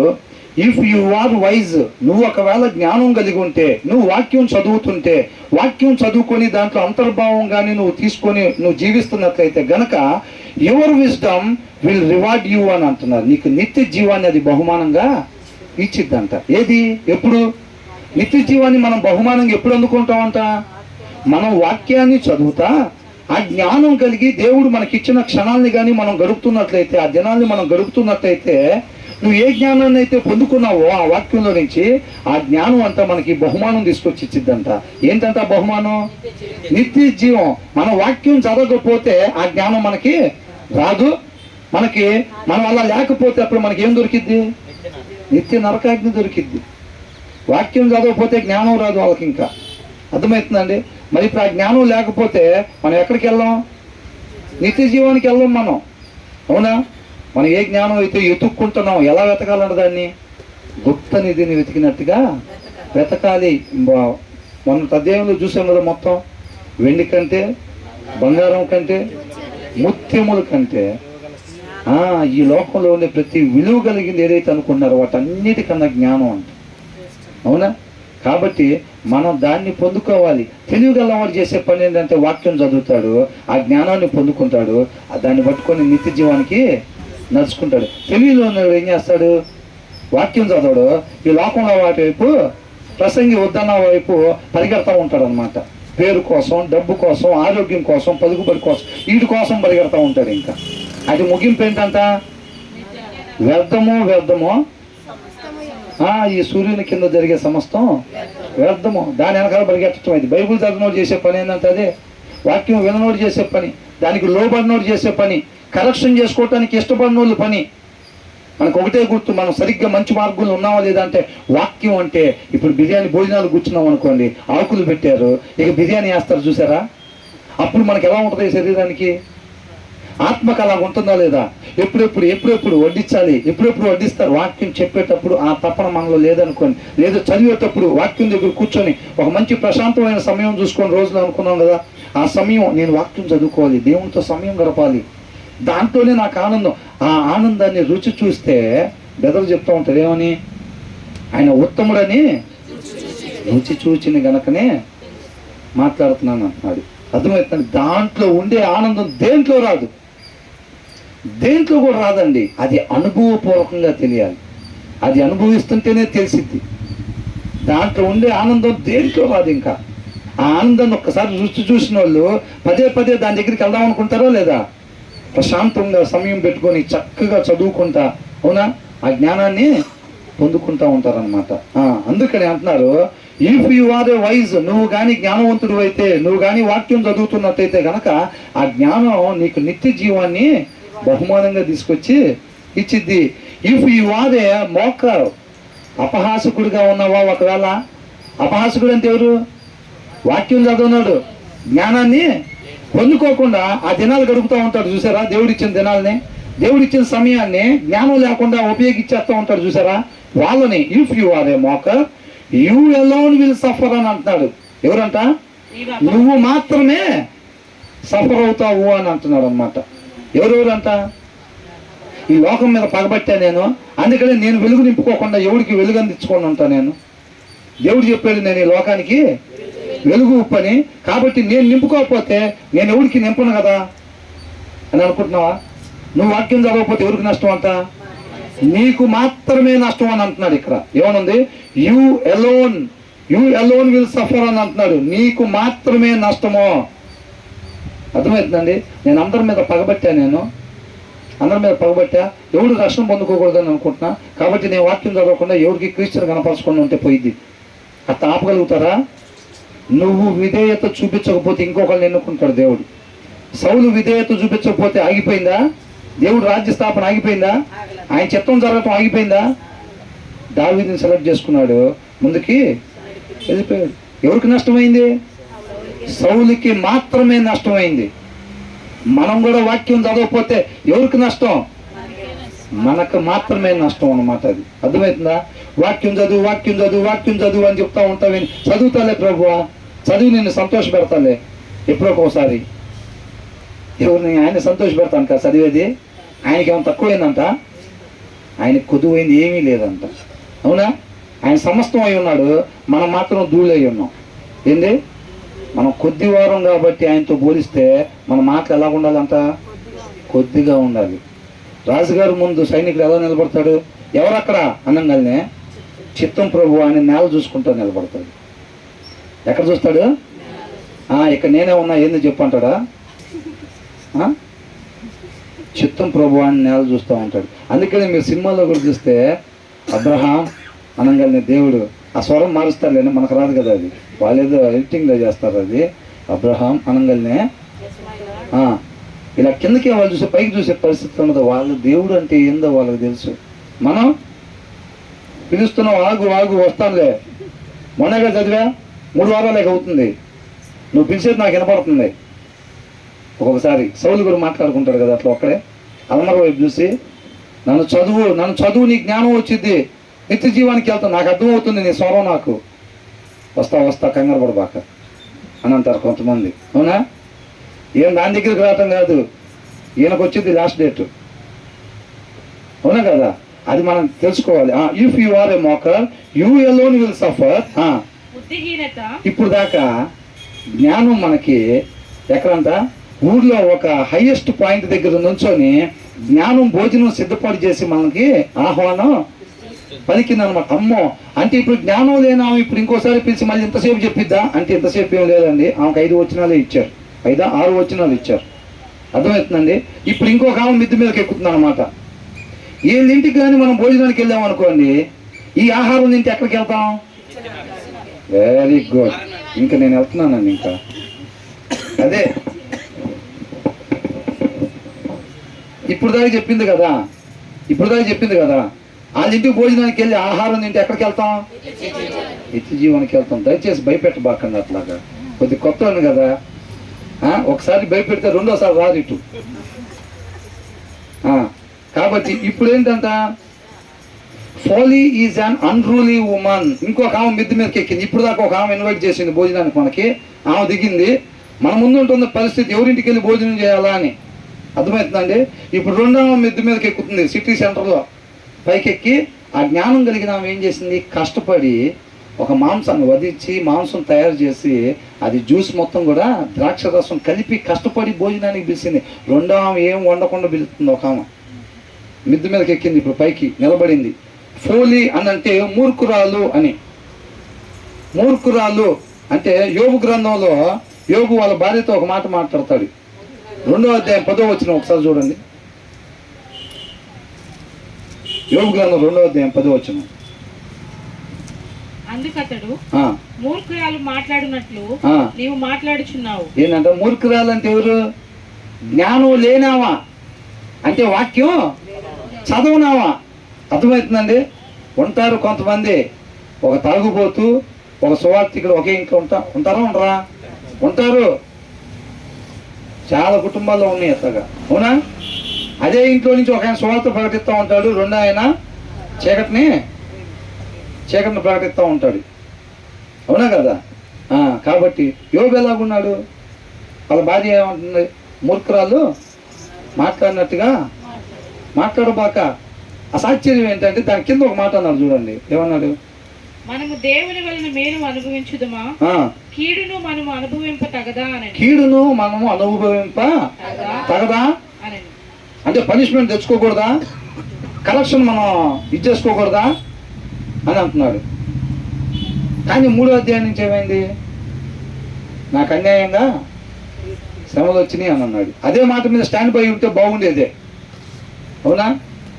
ఏమన్నాడు? మనం మేలే పొందుకోవాలా, ఇది మనకు అవసరం కాబట్టి దేవుడు మనకు రప్పించాడు, ఈ కీడు మనకి అవసరం, ఇది మంచిది, ఇది జరిగింది అని చెప్పి యోబు చెప్తున్నాడు, అవునా? కీడును మనం అనుభవింప తగదా అంటే ఆయన దగ్గర నుంచి మనకి పనిష్మెంట్ రాకూడదా, కరెక్షన్ రాకూడదా, మనం దాన్ని ఎదుర్కోకూడదా? అవసరమైనప్పుడు దాన్ని కూడా ఎదుర్కోవాలి. మనకేం కావాలో ఆయనకి తెలుసు అని మాట్లాడుతున్నాడు. తర్వాతకు వచ్చేసరికి మళ్ళీ తేడబడింది. కాబట్టి అంట అలాంటి మూర్ఖురాలు ఇప్పుడు పైకెక్కి ఆహ్వానిస్తుంది అన్నమాట ఆ దారిని పోయే వాళ్ళని. ఇందాక ఆ దారిని ఎవరు పోతుంది? జ్ఞానం లేని వాళ్ళు. ఇప్పుడు ఆ మార్గాన్ని పోయే వాళ్ళకి సిటీ సెంటర్లో నుంచొని ఒక భోజనాన్ని పిలిచింది. రెండవ మూర్ఖురాలు ఎక్కి ఏమో కూడా పిలుస్తుంది. ఏమంటుంది? ఏం ఎట్లాంటిదంట? Is an unruly woman. కట్టుబాట్లకు లోబడన్నది, ఉండాల్సిన రీతిగా ఉండనిది అని అర్థం అనమాట. అర్థమవుతుందండి? రూల్స్ ప్రకారంగా ఉండదు, అన్రూలీ. అర్థమవుతుందండి? ఫోలీ అంటే మూర్ఖురాలు అని. Is an unruly woman. She is simple. ఏంటంట? She is simple and knows nothing అంట. షీ ఈజ్ సింపుల్ అంటే ఆమెకేం లేదు, జ్ఞానం లేదు, ఆమెకి జ్ఞానం లేదు. అండ్ నోస్ నథింగ్, ఆమెకేం లేదంట, తెలివి లేదు. ఆమె దగ్గర జ్ఞానం లేదంట, తెలివి కూడా లేదు. నథింగ్ అంట, ఏమీ లేదు ఆమె దగ్గర. అంటే ఉట్టిది అన్నమాట.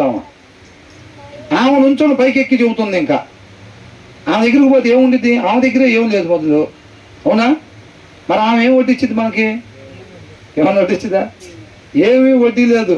అదే చెప్తున్నారు, she is simple and knows nothing. She sits at the door of our house. ఆ గుమ్మం దగ్గర కూర్చొని ఉందంట. On a seat at the highest point of the city. ఆ సిటీలో ఒక ఎత్తైన ప్రదేశంలో తన గుమ్మం దగ్గర కూర్చొని మనల్ని ఇన్వైట్ చేస్తుంది అనమాట. ఏమంటుంది? Calling out to those who pass by. ఆ మార్గంలో ఎవరైతే వెళ్తున్నారో వాళ్ళందరినీ కూడా పిలుస్తుంది. Who go straight on their way. వాళ్ళ మార్గంలో వాళ్ళు వెళ్ళే వాళ్ళు అనమాట. Let all who are simple come to my house అని అంటుంది. ఎవరైతే జ్ఞానం లేని వాళ్ళారా అని అంటుంది. ఏమంటుంది? తెలుగులో ఏమనుంది?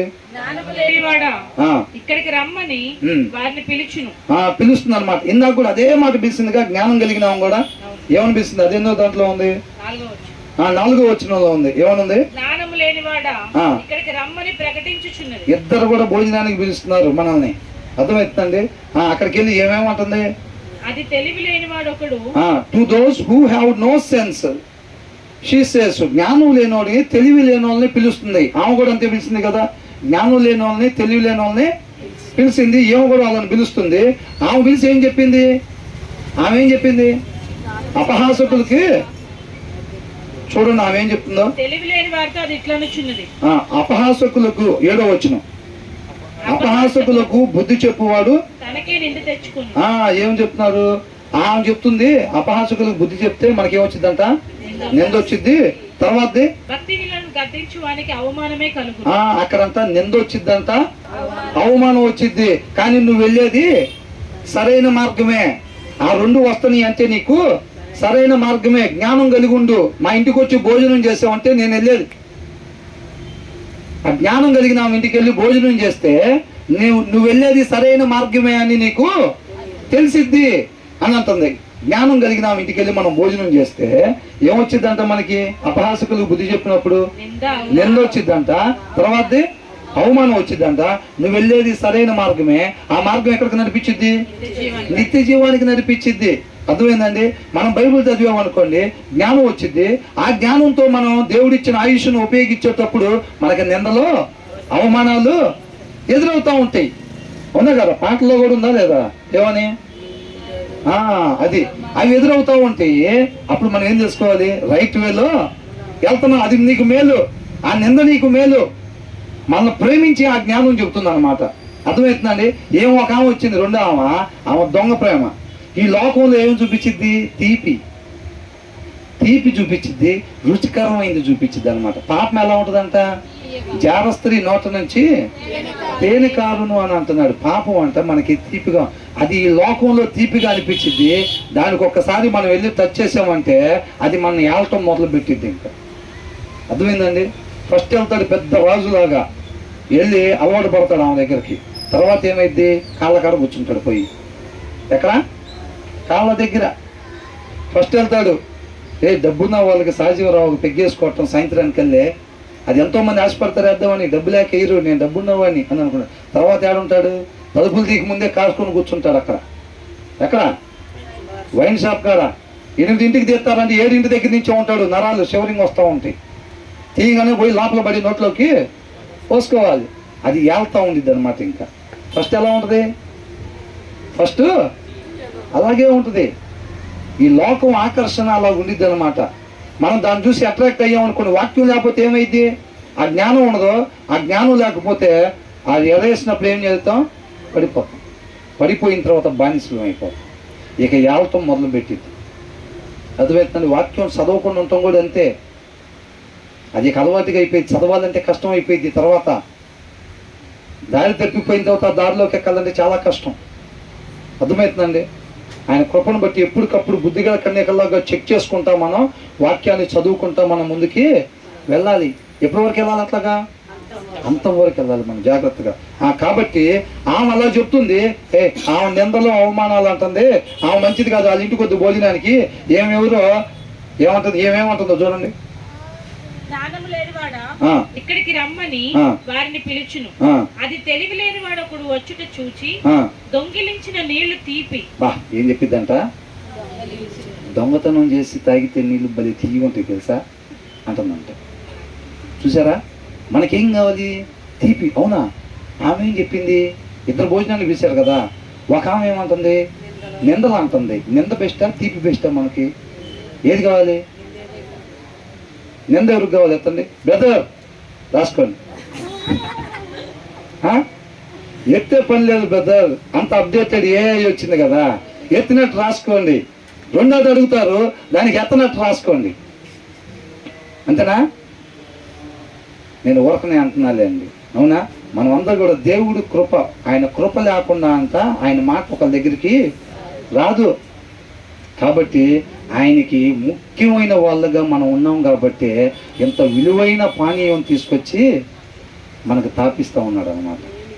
ఇది తాగితే మనం తండ్రితో పాటు యుగయుగాలు ఉంటాం కాబట్టి, మనం నశించిపోకూడదు కాబట్టి, ఆయన కృప ఇవాళ మన మీద ఉన్నది కాబట్టి ఆయన మాటలు మనం వినగలుగుతున్నాం. దాన్ని గ్రహించుకోవాలి. దేవుడు నన్ను చుట్టలేదా? పట్టించుకోవట్లేదా? ఎప్పుడో విడిచిపెట్టేశాడా అంటే విడిచిపెడితే మనం ఇవాళ ఇక్కడ ఉండేవాళ్ళం కాదు.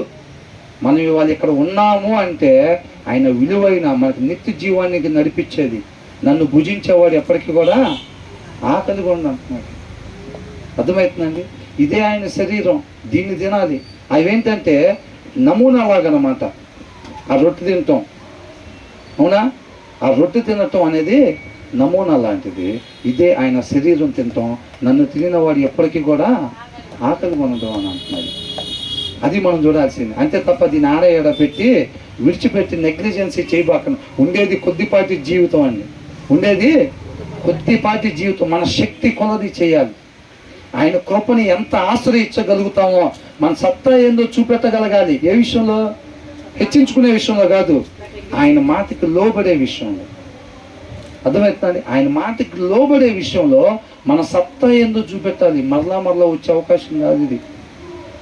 ఎంత ప్రకాశమానంగా ఎలగగలిగితే అంత ప్రకాశమానంగా ఎలగాలి. ఒక్కసారి వచ్చే ఛాన్స్. పోయినసారి మిస్ అయిందండి, ఇంకొకసారి ఇవ్వండి అవకాశం అంటే ఇస్తారా? ఇంకెవరో నువ్వు ఎంత చదవగలుగుతావు అసలు, ఎంత జ్ఞానం పొందుకోగలుగుతావు నువ్వు అసలు, ఎంత ప్రకాశమానంగా ఎలగగలుగుతావు నువ్వు, ఆయన నామాన్ని ఎంత హైట్గా ఎత్తి పట్టుకోగలుగుతాము. మన జీవితాల ద్వారా మాదిరి కనపరచాలంతే. ఒక గుడ్ ఎగ్జాంపుల్గా మనం ఉండాలి. మనం మాత్రమే కాదు, మన కుటుంబాలు ఉండాలంతే. ఒక భర్త ఎలాగ ఉండాలో ఒక మాదిరికరం మనం కనపరచాలి సొసైటీ. భార్య భర్తల కలయిక అనేది ఎలాగుండాలో అనేది ఒక మాదిరి కనపరచాలి. ఒక అత్తా కోడలంటే ఎలాగుండాలి, ఆ ప్రకాశం ఏంటో చూపించాలి సిటీకి, మనం సొసైటీకి. మనం అర్థమవుతుందండి? అవకాశం వదిలిపోవాలి. ఎప్పుడు చచ్చిపోయిద్దా? తొందరగా చచ్చిపోతే బాగుండు అత్త, నేను మాత్రం చక్కగా ప్రార్థన చేసుకుని వాక్యం చదువుకోవచ్చు. ఇంకా దరిద్రపు ఇంట్లోనే తగలబడిందని అంటే ఉంది అంటే ఇంకా నీకు నాకు అవకాశం ఉంది అని అర్థం. అర్థమైందండి? ఆమె పోయింది అని అంటే మన టైం అయిపోయిందని. ఆ టైంలో ఇక ఆ ప్లేస్లో మనకి ఇక కరెక్షను లేదు. ప్రభా మాత్రం మళ్ళీ పుట్టించిన ఆయన, మళ్ళీ పుట్టిస్తే ఈసారి నేను జాగ్రత్తగా రూతు గ్రంథం 15 సార్లు చదువుకొని ఇక నయోమి అమరబడినట్టు అమరబడతానంటే ఇక పుట్టిరు. ఆమె ఉండగానే ఆ జ్ఞానం కలిగి వాక్యం చదువుతుంటే ఎత్తుక్కుంటూ వెళ్తాం, అతను పరిగెత్తుకుంటా. మామను ఎత్తుక్కుంటా పరిగెడతాం, అవునా కదా? కోడల్ని ఎత్తుక్కుంటా పరిగెడతాం, అంతే. నువ్వు ఎవరితో అయితే ఈ భూమి మీద మాట్లాడకుండా ఉంటున్నావో శత్రువు అనేవాడు లేకూడదని చెప్తుంది వాక్యం. వాడిని ఎత్తుక్కుంటా పరిగెత్తి నీ అంతకు నువ్వే ఫస్ట్ మాట మాట్లాడతావు. 10 సంవత్సరాలు అయిందా, 15 సంవత్సరాలు అయిందా, వాడితో మాట్లాడతలేదా, ఆమెకి నాకు మాట్లాడలేవు అనుకుంటున్నావా? ఎత్తుక్కుంటా వెళ్ళాలి. వచ్చింది వాసన రాకుండా ఉండదు. వృద్ధుల దగ్గర మన ఏజోలతో కూర్చున్నట్టుగా, మన ఏజోలతో భుజం మీద చేసుకున్నట్టు అట్లా ఉండదు. అవకాశం చక్కబెట్టుకోవాలి. అలా ఉన్నా మనం ఉంటేనే దేవుడు మనతో ఎలాగుంటున్నాడు? మొత్తం మిస్టర్ పర్ఫెక్టేనా మనం? అవునా? మనతో యుగయుగాలు ఉండాలని ఆయన చూస్తున్నాడు. ఏం మంచి లేదు మన కాడ, ఆయన ఉందాం అనుకుంటున్నాడు. వృద్ధుల దగ్గర మనం కొద్దిగా పక్కన కూర్చోవాలంటే ప్రాబ్లం, వాళ్ళ మాటలు నచ్చో, అలాగే ఉంటుంది. అయినా చూడాలి అని అంటున్నాడు వాక్యం చెప్తుంది. అర్థమవుతుందండి? అలా చూస్తేనే మనం రేపు సంపాదించుకున్నట్టు అనమాట. అవకాశం మాదిరిని కనపరిచినట్టు. కాబట్టి అవకాశాన్ని విడిచిపెట్టుకోవద్దండి నేను చెప్తున్నాను. ఎప్పుడు మామూలు పోతాడో తొందరగా ఫ్రీడమ్ వచ్చింది. చక్కగా వాక్యం చదువుకోటాకేనండి మేము అడిగేది ఫ్రీడము. ఆమె ఉంటే గ్లాస్తో నీళ్ళుదా, పాలుదా, టీదా అంటూ ఉండిద్ది. ఆమె తొందరగా చచ్చిపోతే మేము వాక్యం చదువుకుందామని. నువ్వేమీ చదవాల్సిన అవసరం లేదు. అర్థమైందండి? ఇంకేమీ చదవాల్సిన అవసరం లేదు. ఇక నువ్వు అయిపోయింది టైం. కాబట్టి మా ఉన్నాడు అని అంటే మనకు అవకాశం ఉందని, అత్త ఉంది అంటే అవకాశం ఉందని, కోడలు ఉంది అంటే అవకాశం ఉందని, అట్లా దాన్ని సద్వినియోగం చేసుకోవాలి. ఆయన కృపనంతా సద్వినియోగం చేసుకోవాలి అని అంటాడు. మన చదవలో బైబిల్ ఏం కాలేదు అని అంటే కేవలం ఆయన కృప. నువ్వు ఇవాళ ఇమీడియట్గా బైబిల్ తీయాలి. ఆయన కృపని సద్వినియోగం చేసుకున్నట్టు. అననీయ సప్యరలాగా మనకు కాకుండా ఉంచాడు అంటే ఏం చేయాలి? మనం సద్వినియోగం చేసుకోవాలి. సద్వినియోగం చేసుకోకుండా దాన్ని లైసెన్స్గా భావించుకుందాం అనుకోండి, మొన్న తిట్టే అతనే ఏనంట, మొన్న తిట్టా ఏం కాలేదుగా మనకి, కాబట్టి ఇవాళ కూడా తిడతాం అనుకుంటే, మొన్న బయట పెట్టామని మనకేం కావాలా, ఇవాళ కూడా బయట పెడదాం. దాన్ని లైసెన్స్గా భావించుకుంటే ఏమైందండి? మనకే నష్టం. వాళ్ళు బయటికి నెట్టివేయబడిన వాళ్ళు వాక్యానుసారం ఉంటే నిత్య జీవంలో ఉంటారు. మనం మాత్రం చక్కటి బంగ్లాల్లో ఉన్నా సరే వాక్యానుసారంగా లేకపోతే అది. కాబట్టి అవకాశం ఉండగానే సద్వినియోగం చేసుకోవాలని, మరలా వచ్చే అవకాశం కాదు. అర్థమవుతుందండి? ఎంత వాళ్ళతో ఉండడానికి ఎంత ఇబ్బంది అయితే మనం ఉన్నా సరే అంత గొప్పగా మనం దేవుడిని మహింపరిచినట్టు. అవునా? తర్వాత ఏమంటున్నారు ఇక్కడ? ఏమంటుంది? పిలిచి అంట ఏం చెప్తుంది? దొంగిలించిన నీళ్లు తీపి చాటున తిన్న భోజనము రుచి అని చెప్పు. చూసారా ఏం చెబుతుందంటే? మూర్ఖురాలు. అంతకన్నా ఏం మాట్లాడిద్ది? ఇంకా మూర్ఖురాలు కాడ ఏముంటుందండి? ఇంకా ముందే రాసి పెట్టారు. ఏమని? నథింగ్ అని రాసి పెట్టారు. ఆమె ఎలాంటిదంట? Is an unruly woman, she is simple and knows nothing అంట. ఆమెకి ఏమీ తెలియదంట. ఆమె దగ్గర తెలివి లేదు, జ్ఞానం లేదు. జ్ఞానం లేనాము మన భోజనానికి పిలిచి చెబుతుంది ఏమని? దొంగిలించి నీళ్లు తీయగుంటి అని అంటుంది. సాటుగా ఎవడికి పెట్టకుండా తిన్న భోజనం అని అంట రుచికి భలే రుచిగా ఉండేది తెలుసా? భలే టేస్టీగా ఉంటుంది. ఎవడికి పెట్టుకుని తింటే భలే టేస్టీగా ఉంటుంది. అసలు మనం ఏమనుకుంటామంటే జ్ఞానం లేకపోతే ఆమె నింద అంటుంది. ఆమె దగ్గరికి వెళ్ళి భోజనం చేస్తే ఏమొచ్చిందంట? నింద వచ్చిందంట. తర్వాత ఏమొచ్చిందంట? అవమానం వచ్చిందంట. ఏమ దగ్గరికి వెళ్ళి భోజనం చేస్తే రెండో ఆమె పిలిచింది కదా, ఏమ దగ్గరికి వెళ్ళి భోజనం చేస్తే తీపి వచ్చిద్దంట. తర్వాత రుచి వచ్చిద్దంట. నింద అవమానం కావాలా లేకపోతే తీపి రుచి కావాలా? ఇంగ్లీష్లో డెలీషియస్ అని రాశారు. ఏంటంట? Food eaten in secret is delicious అంట. చూసారా ఎట్లా చెబుతుందా ఏమా? ఆ మాటలు నచ్చుతాయి జనాలకి, కొంతమందికి ఆ మాటలు నచ్చుతాయి అండి కొంతమందికి. అర్థమవుతుందా? భలే రుచిగా ఉండిద్దని అంటే ఏమనుకుంటారు? జ్ఞానం లేని వాళ్ళు, వాక్యం చదవని వాళ్ళు అయితే ఏమనుకుంటారండి? జ్ఞానం లేకపోతే అరే ఎవడు కోరి నిన్నలు ఎవడని తెచ్చుకుంటారంటరా, కొరువుతో తొలగొక్కుంటారంటరా, దీన్ని తీసుకెళ్ళి అడ్మిడేస్తారంటే. ఎవడైనా కావాలని అవమానం తెచ్చుకుంటారంటరా జీవితంలో. పదరా అక్కడికి వెళ్ళి తీయగుండేది తాగి రుచికరమైంది తిన్నాం పదరా అని అంటారు. ఎవరాళ్ళు? వేశ్యా గృహాలకి, వైన్ షాపులకి. అవునా? కుళ్ళు, కల్మషం, ద్వేషం. వాక్యం చదవని వాళ్ళ కాడ ఉండేది ఏముంటుంది? ఏముంటుందండి? ఆ తీపి అయింది, ఆ రుచి అయింది ఉంటుంది. ఆమె దగ్గర ఆ తీపి ఆ రుచి ఉందంట. పైన ఏం చెప్పబడి ఉంది? ఆమెకి జ్ఞానం లేదు, తెలివి లేదు అని రాసిపెట్టుంది. మనం కానీ వాళ్ళ ఇంటికి భోజనానికి వెళ్ళాము అనుకోండి, అక్కడికి వెళ్ళి మనం కూడా అట్లా ఉన్నాం అనుకోండి, ఆ మూర్ఖురాలాగా. ఆ జ్ఞానం కలిగిన ఆమె ఏం చేసింది? కష్టపడింది, వంట వండింది, అది ద్రాక్ష రసం కలిపింది. ఏమీ కలపకుండా నేను మీకు భోజనాన్ని పిలిచా కానీ నేనేం కష్టపడి వండి పెట్టలేదు, దొంగతనం చేసుకుని తింటే భలే ఉండిద్ది అని చెప్తుంది. చూసారా ఇచ్చే సలహా మనకి? అవునా? వాక్యం చదవకపోతే మూర్ఖురాల దగ్గర లాగుంటాము.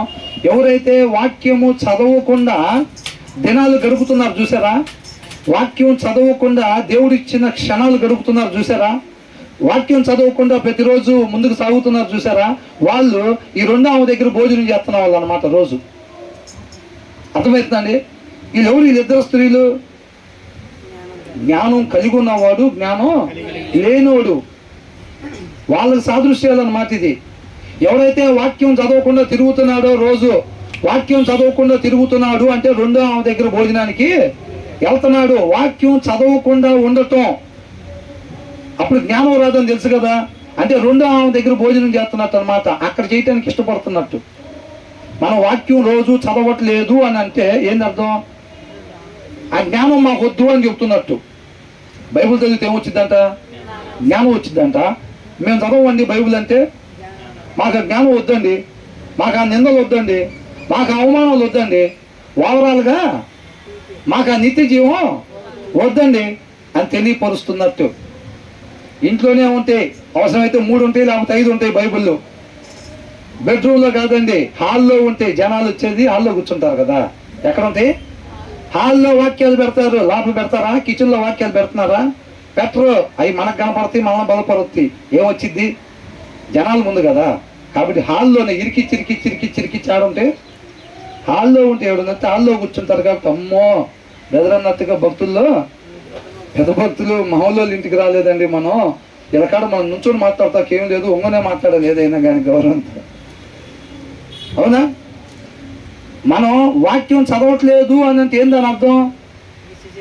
మా జ్ఞానం వద్దు అని చెబుతున్నట్టుగా రెండవ ఇంట్లో భోజనం చేస్తాం మేము అని, మాకు తీపి కావాలి, మాకు రుచికరమైనది కావాలి, మాకు నిత్య నరకాగ్ని కావాలి అని మన క్రియల ద్వారా ఒప్పుకుంటున్నట్టు అన్నమాట దేవుడి దగ్గర. అర్థమవుతుందండి? తర్వాత ఏమంటున్నారు? అయితే అచ్చట ప్రేతలు ఉన్నారనియు. అబ్బా, ఈ రెండవ ఇంటికి భోజనానికి వెళ్తే ఎవరుంటారంట అక్కడ? ఆల్రెడీ మనకన్నా ముందు భోజనానికి వెళ్ళారంట కొంతమంది. వాళ్ళు వెళ్ళిన ప్లేస్ ఏందో తెలుసా? అయితే అచ్చట ప్రేతలు ఉన్నారనియు. ప్రేతలు ఉన్నారంట. పోతారటు. మా పిల్ల అయితే కావాలని పెట్టి అవి పెట్టి హర్రర్ అయి పెట్టని ఈ గదిలో టీవీ పెట్టి ఆ గదిలో నుంచి తొంగి చూస్తూ ఉంటుంది. ఈ పిల్ల హాల్లో టీవీ పెట్టి డైనింగ్ టేబుల్ దగ్గర కూర్చుంది. వచ్చి ఏంది ఇక్కడ కూర్చున్నావు అంటే నాకు భయం అంటుంది. వాళ్ళ అన్నయ్య అవి పెట్టి అని అడిగింది కూడా ఆ పిల్లే. అవి పెట్టి వచ్చి అక్కడ కూర్చొని భయపడి చూస్తుందంట. ఏమున్నాయి అంట అక్కడ వాళ్ళ ఇంటి దగ్గర? ఆల్రెడీ భోజనానికి వెళ్ళిన వాళ్ళే ప్రేతలు ఉన్నారంట. ప్రేతలు ఉన్నారనియు దాని ఇంటికి వెళ్ళువారు పాతాళ కూపంలో ఉన్నారనియు. ఎక్కడ ఉన్నారంట వాళ్ళు? పాతాళ కూపం. ఇంగ్లీష్ లో అద్భుతంగా రాశారు. ఏమనంట? But little do they know, అంటే వీళ్ళకంట వాళ్ళ ఇంటికి భోజనానికి వెళ్ళే వాళ్ళకంట వాళ్ళకి అసలు తెలియని విషయం ఏంటంటే that the dead are there అని అంట. అంటే మృతులు ఉన్నారంట అక్కడ. జీవం లేని వాళ్ళు, వాక్యం చదవని వాళ్ళు, జ్ఞానం లేని వాళ్ళు, రేపు నిత్య జీవానికి వెళ్ళని వాళ్ళు, ఆజ్ఞ అతిక్రమణ చేసి పాపం చేసి మరణాన్ని తెచ్చుకున్నారు చూసారా? ఆ మరణంలోనే ఉండే వాళ్ళు ఉన్నారంట వాళ్ళ ఇంటి దగ్గర భోజనం చేస్తా. అంటే ఎవరు? వాక్యం చదవని వాళ్ళు, జ్ఞానం వద్దనుకునే వాళ్ళు. అర్థమవుతుందండి? వాళ్ళు ఉన్నారంట వాళ్ళ ఇంటి దగ్గర. ఆల్రెడీ మనకన్నా ముందు వెళ్ళిపోయి అక్కడ భోజనం చేసిన వాళ్ళు అక్కడ చచ్చిపోయి ఉన్నారంట. That the dead are there, that her guests are deep in the realm of the dead అంట.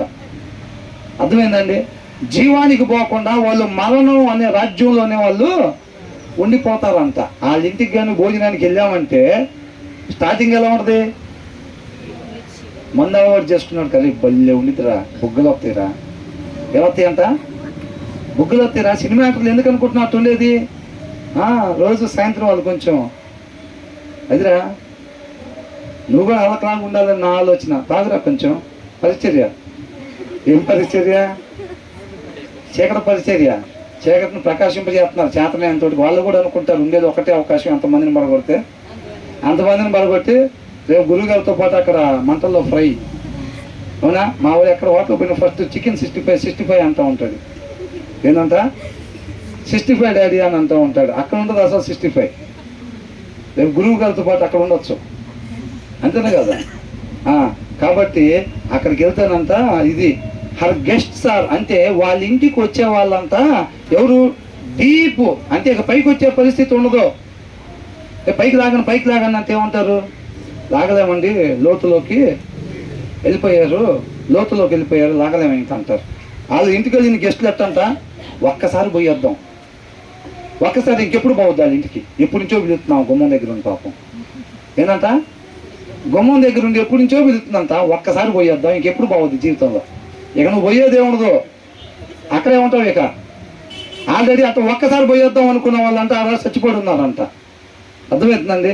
కబడ్డీలు వద్దు, సినిమాలు చూసి మంచిగా తీసుకుంటా, సీరియల్ చూసి మంచిగా తీసుకుంటా, నేను నీతిమంతురాలు కదా అని అంటే ఏమైందంట? మీకన్నా కొమ్ములు తిరిగిన వాళ్ళు చాలామంది ఆడ పడి ఉన్నారా అని చెప్తున్నారు. జ్ఞానం చూసారా? సొలొమోను మనకి ఎట్లా రాసి పెట్టాడు దేవుడి కృపను బట్టి. వాళ్ళ ఇంటికి వెళ్తానంట పరిస్థితి అది. అంటే వాక్యం చదవకపోతే పరిస్థితి అది, మరణానికి గురై ఉంటాం. అర్థమవుతుందండి? అయితే అచ్చట ప్రేతలు ఉన్నారనియు దాని ఇంటికి వెళ్ళువారు పాతాళ కోపంలో ఉన్నారనియు వానికి ఎంత మాత్రం తెలీదు.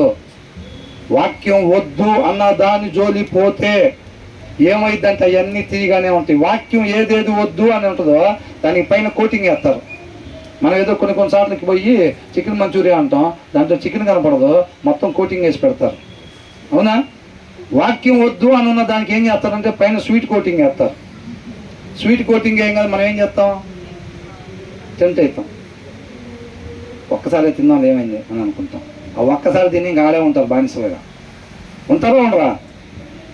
వాడెవడో చెబితే ఫస్ట్ పెగ్గేసుకొని వాడికన్నా ముందు పోయి ఈడుంటాడు ఇంకా అక్కడ రోజు. అవునా? ఒకరికి అలవాటు పడతారు, జెంట్స్కో లేడీస్కో పోయి ఒకరికి అలవాటు పడతారు, తర్వాత పీక్కున్నా లాక్కున్నా వచ్చేది ఉండదు, అట్ట అయిపోయింది అనమాట. కాబట్టి ఇది మొత్తానికి ఏంటి కారణం అంటే జ్ఞానం లేకపోవటం. దేవుడు మహాకృపను బట్టి మనకు ప్రేమించి ముందుగానే తెలియపరుస్తూ ఉన్నాడు. కాబట్టి ఇందాక పైన అధ్యాయంలో చూసాం కదా, దాని వాకిట్లో అంటే ఎప్పుడెప్పుడు ఉండాలంట మనం, జ్ఞానం యొక్క వాకిట్లో ఎప్పుడు ఉండాలంట, 8వ అధ్యాయంలో ఉంది కదా చివరి, అనుదినము దాని వాకిట కాచుకుని ఉండాలంట మనం. జ్ఞానం వాకిట్ అంటే ఎక్కడ? ఆ బ్రదర్ మాకు దాని ఇల్లు తెలియదండి, ఎక్కడ ఉంటుందండి ఎనమ కుదురులో? ఇదే దాని ఇల్లు ఇదే. దాని వాకిట్లో అని అంటే చదువుతూ ఉండాలన్నమాట. చదువుతూ ఉంటే దాని వాకిట్లో కాసుకొని ఉన్నట్టు. ఐ హ్యావ్ ఇన్సైట్ అని అంటుంది, అంతర్భావం ఇవ్వటం నా వంతు అని అంటుంది జ్ఞానం. నన్ను లేకుండా మీరు నిత్య జీవాన్ని సంపాదించలేరు అని అంటుంది. అర్థమైందండి? ఆ జ్ఞానం లేకుండా మీ దినాలు వెళ్ళబుచ్చటం ఇక మానండి, అప్పుడు మీరు బ్రతుకుతారని అంటుంది. ఉందా లేదా? అందుకని ఏమన్నారంటే యవనస్తుల్ని సామెతలు చదవని చెప్పేది. ఇలా చదివితే సామెతలు యవన కాలంలో తొట్టిల్లి పోకుండా నిలబడతారు. అంత కాకుండా బట్టి పట్టారు అనుకోండి నారాయణ చైతన్యలాగా, ఏమైంది? అడిగినప్పుడు అప్పు చెబుతారులా కానీ వాళ్ళ జీవితాలు ఏమి కనపడదు. దాన్ని ఎవరైతే అవలంబిస్తారో వాళ్ళు జ్ఞానుల్లాగా ఉండి ధన్యుల్లాగా మారుతారు అని అంటున్నారు. అటు ధన్యులుగా మనం అందరూ ఉండాలని దేవుడు ఇష్టపడతా ఆయన కృపను బట్టి ఆయన మాట మన దగ్గరికి పంపించారు. కాబట్టి మనం విధేయత చూపించి దాన్ని అవలంబించే వరకు ఉండాలి. అనేక మందికి ఒక గుడ్ ఎగ్జాంపుల్గా ఉండి దేవుడి నామాన్ని గొప్పగా మహింపరిచేవారుగా ఉండాలని ప్రార్థన చేసుకుందాం.